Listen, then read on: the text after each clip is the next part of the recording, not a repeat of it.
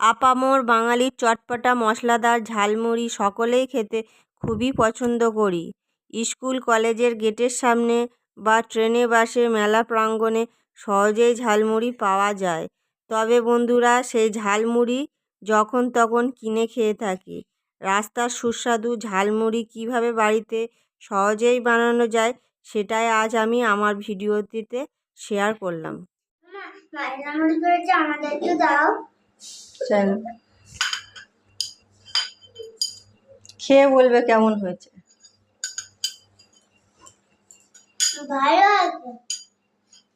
নমস্কার বন্ধুরা, সুপ্রিয়া কিচেন ব্লগে সবাইকে স্বাগত। আশা করি তোমরা সবাই খুব ভালো আছো। আজ আমি তোমাদের দেখাবো চটপটা মশলাদার ঝালমুড়ি। তাহলে দেরি না করে ঝটপট দেখে নিই চটপটা মশলাদার ঝালমুড়ি বানাবার জন্য কি কি নিয়েছি। চটপটা মশলাদার ঝালমুড়ি বানাবার জন্য এখানে নিয়েছি 150 গ্রাম মোটা মুড়ি, এছাড়া নিয়েছি হাফ চামচ চাট মশলা, হাফ চামচ বিট লবণ আর 4টে কাঁচা লঙ্কা কুচি, 1 মুঠো ছোলা সিদ্ধ করে নিয়েছি, 1 বাটি চানাচুর, অল্প ধনিয়া পাতা কুচানো, হাফ বাটি কুচো ঝুরি ভাজা, 1 মুঠো চিনাবাদাম ভাজা, 1 বাটি ছোট ছোট করে আলু কেটে সিদ্ধ করে নিয়েছি, একটা টমেটোর হাফ ছোট ছোট করে কেটে নিয়েছি, হাফ বাটি পেঁয়াজ কুচি, 1 বাটি শসা কুচি, আর সবশেষে নিয়েছি 4 চামচ আম তেল। এইবার আমি মুড়িটাকে মাখানো শুরু করব। সেই জন্য একটা বড় আকারের পাত্র নিয়েছি। এবার এর মধ্যে দিয়ে দেব অল্প মুড়ি,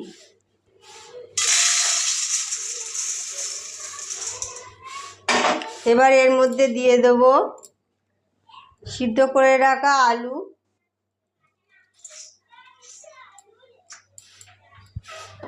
দিয়ে দেব টমেটো কুচি, দিয়ে দেব পেঁয়াজ কুচি, তারপর দিয়ে দেব শসা কুচি, এরপর দিয়ে দেব ধনিয়া পাতা কুচি,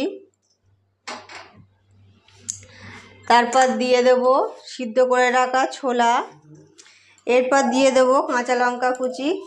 তোমরা যদি বেশি ঝাল পছন্দ করো তাহলে আরও বেশি লঙ্কা কুচি দিতে পারো, যার যেটা পছন্দ। এরপর দিয়ে দেব চাট মশলা, তারপর দিয়ে দেব বিট লবণ,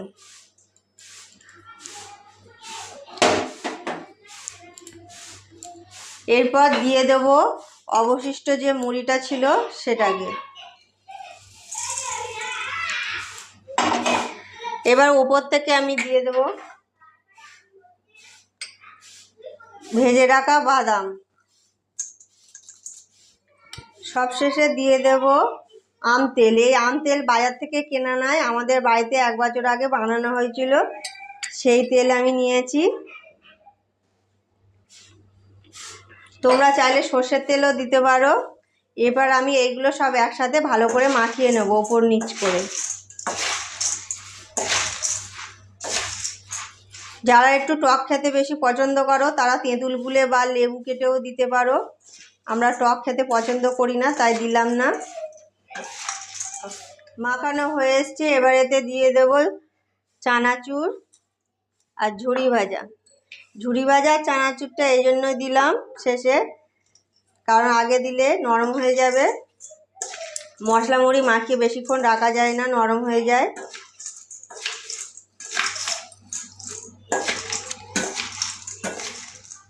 দেখো বন্ধুরা, মশলা মুড়ি আমার মাখানো হয়ে গেছে। মশলা মুড়ি থেকে খুব সুন্দর গন্ধ বেরিয়েছে। এবার এটাকে একটা পাত্রে তুলে নেব পরিবেশনের জন্য।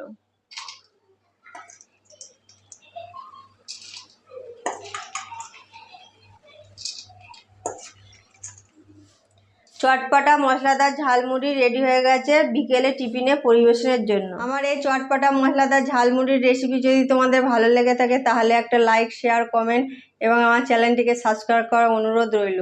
ভালো থাকবে, সুস্থ থাকবে, দেখা হবে পরবর্তী পর্বে।